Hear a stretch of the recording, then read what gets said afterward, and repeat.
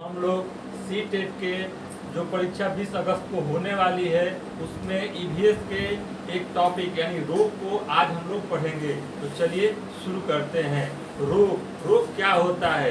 तो रोग का मतलब होता है अस्वस्थ होना, यानी जब शरीर में जो शरीर होता है जब पूर्ण रूप से कार्य करने में जो कमी आती है वही रोग होता है।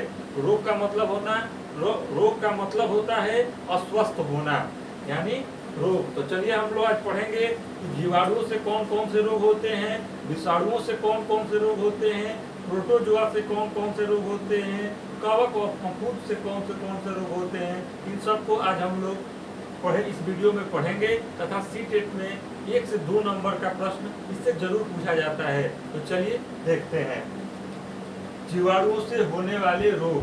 तो जीवाणुओं से होने वाले रोग को याद करने के लिए एक ट्रिक बनाया गया है। वह ट्रिक है पंडित का टीका न्यू है। पंडित का टीका न्यू है टीबी।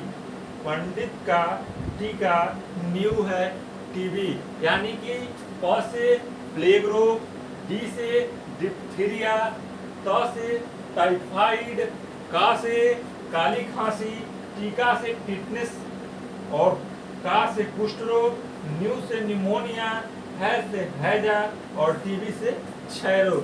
ये सभी रोग जो होते हैं वह जीवाणुओं से होने वाले रोग हैं। चलिए इनके बारे में थोड़ा थोड़ा जानकारी देखते हैं। बात करें प्लेग की तो यह भी जो है जीवाणुओं से होने वाला रोग है, जिसे काली मौत कहा जाता है यानी कि ब्लैक डेथ। तो जो प्लेग होता है वह कुतरने वाले जीवों से यानी जैसे चूहों से यह फैलता है, और यह जो होता है इसका प्रभाव जो होता है वह शरीर में तेज बुखार होता है।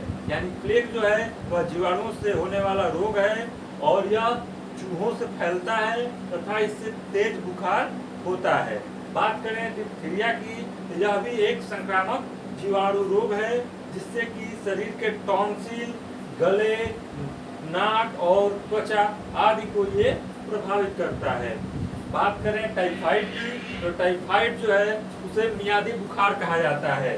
टाइफाइड को मियादी बुखार कहा जाता है। यह दूषित भोजन एवं जल के माध्यम से होता है। यह जो है दूषित भोजन एवं जल के माध्यम से, जो जल हम लोग दूषित भोजन और जल का सेवन करते हैं इसके द्वारा जो है टाइफाइड होता है। इसके लिए विगाल टेस्ट किया जाता है और यह जो है टाइफाइड आंख को प्रभावित करता है। बात करें अगर हम काली खांसी की बात करें काली खांसी की तो इसे कुकर खांसी कहा जाता है। कुकर खांसी कहने का मतलब है कि इस प्रकार कुकर देर तक कुकर की सीटी जो होती है काफी देर तक बजती है, उसी तरह से जो काली खांसी होती है जिसको यह होती है वह काफी लंबे समय तक खांसता रहता है, इसलिए इसे कुकर खांसी भी कहते हैं या व्हिपिंग कफ भी कहा जाता है। बात करें काली खांसी की तो जो इसका प्रभाव है यह जो है फेफड़े को प्रभावित करती है। और बात करते हैं टिटनेस की तो टिटनेस भी एक जीवाणु से होने वाला रोग है। यह इसको धनुष टंकार रोग भी कहते हैं। इससे जो है गला को यह प्रभावित करता है और सांस लेने में कठिनाई होती है।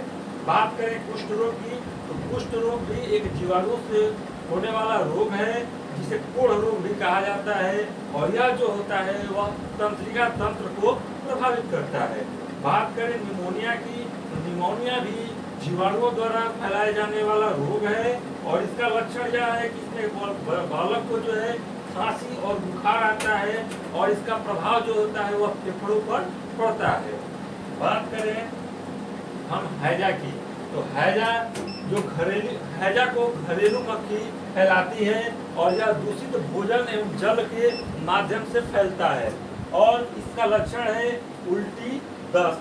बात करें क्षय रोग की तो यह क्षय रोग भी जीवाणुओं द्वारा फैलता है। यह वायु मतलब हवा में फैलता है और यह फेफड़े को प्रभावित करता है। इसके लिए बीसीजी का एक टीका लगाया जाता है। बीसीजी का जब फुल फॉर्म भी कभी कभी पेपर में पूछ लिया जाता है तो बीसीजी का फुल फॉर्म है बैसिलस कैलमेट ग्यूरिन वैक्सीन, जो कि बच्चों के जन्म के समय ही लगाया जाता है। बात करें डीपीटी टीके की तो जो डीपीटी टीका होता है वह डिप्थीरिया, पर्टुसिस और टेटनस इनके लिए लगाया जाता है डीपीटी का टीका। बात करते हैं अब हम वायरस जनित रोग की। अब तक हमने जीवाणु जनित रोग को पढ़ा। जीवाणु जनित रोग को आप आसानी से याद भी कर सकते हैं, जिसके लिए मैंने आपको एक ट्रिक बताया है, पंडित का टीका न्यू है टीबी।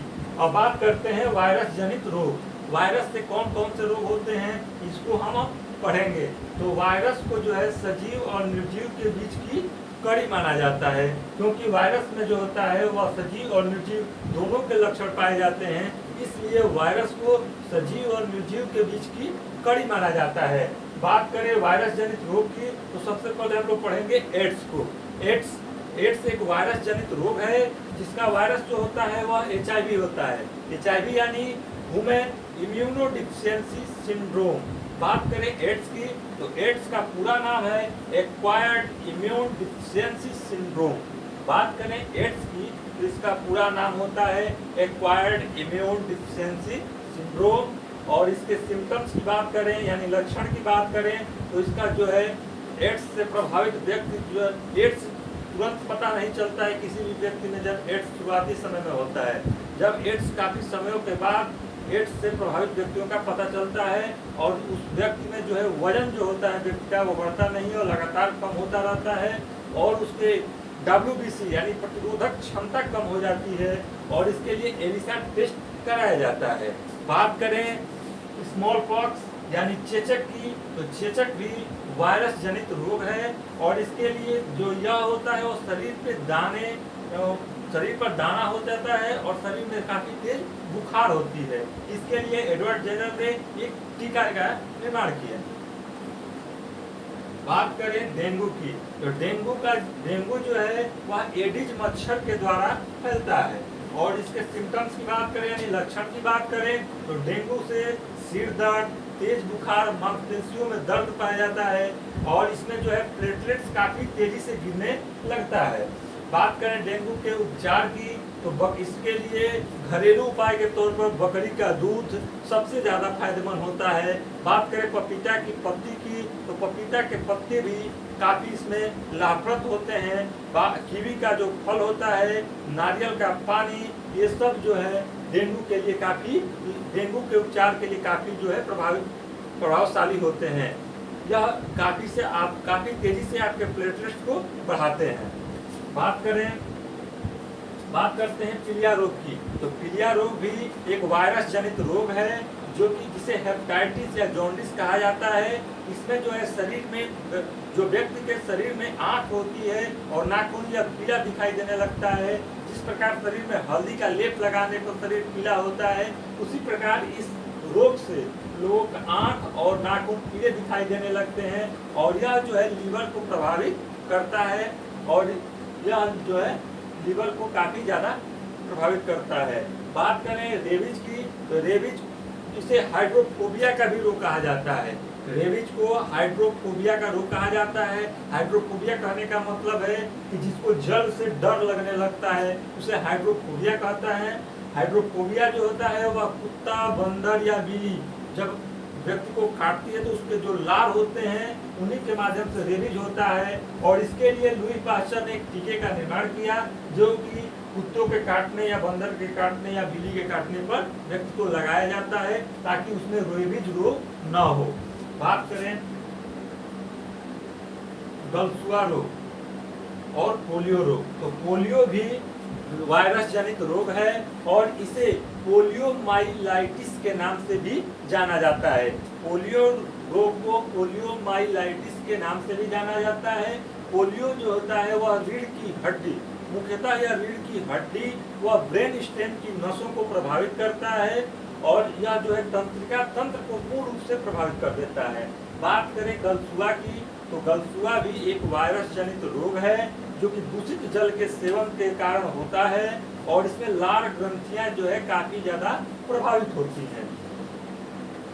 बात करते हैं अब प्रोटोजोआ से होने वाले रोग की। अब तक हमने जीवाणुओं से होने वाले रोग, विषाणुओं से होने वाले रोग को पढ़ लिया। अब हम लोग पढ़ेंगे प्रोटोजोआ से होने वाले रोग के बारे में। तो प्रोटोजोआ से होने वाले कौन कौन से रोग हैं, केवल हम उनका नाम जानेंगे, क्योंकि इनसे परीक्षा में प्रश्न सीधे पूछ लिया जाता है तथा काफी गहरा अंदर तक प्रश्न नहीं पूछे जाते हैं, केवल ये प्रश्न आते हैं कि पायरिया जो है वह किससे होता है, काला बुखार किससे होता है। तो इसलिए इसको हम आसानी से याद करने के लिए ट्रिक बनाए हैं कि प्रोटोजुआ से होने वाले रोग कौन कौन से हैं। तो इसका ट्रिक है पापा काम पे सोते हैं। प्रोटोजुआ से जो होने वाला रोग है उसका ट्रिक है पापा काम पे सोते हैं। पापा यानी कि पायरिया रोग। पायरिया रोग जो होता है दांत व मसलों से खून आता है, या जब आप पानी पीते हैं तो दांत में जो है झंझनाहट टाइप महसूस होता है। यह सब क्या है, पायरिया के लक्षण है जो कि प्रोटोजुआ से होता है। बात करें का से यानी काला बुखार, म से मलेरिया, प से पेचिस और सोते से निद्रा रोग। तो पायरिया, काला बुखार, मलेरिया, पेचिस और निद्रा रोग ये प्रोटोजुआ से होने वाले रोग हैं। बात करते हैं अब हम कवक और फफूंद से होने वाले रोग। तो जो कवक और फफूंद से कौन कौन से रोग होते हैं, तो इसका ट्रिक है गंजा दमाद खाए फ्रूट। जो कवक और फफूंद का होने वाले रोग हैं उनका ट्रिक है गंजा दमाद खाए फ्रूट। गंजा से गंजापन, दमाद से दमा और खाद, दाद और खाए से खाज और फ्रूट से हाथी पांव। इस प्रकार आप कवक और फफूंद से होने वाले रोग को आसानी से याद रख सकेंगे, जिसका ट्रिक है गंजा दमाद खाए फ्रूट। गंजा से गंजापन, दमाद से दमा और दाद, खाए से खाज, फ्रूट से हाथी पांव। बात करें कुछ और रोग की जो कि परीक्षाओं में बार बार देखने को मिलते हैं, उनको भी हम लोग पढ़ते हैं। तो बात करें इटाई रोग की, तो इटाई रोग जो है वह कैडमियम की अधिकता के कारण इटाई रोग होता है। बात करें मिनीमाता रोग, तो यह इसका कारण है पारा या मरकरी।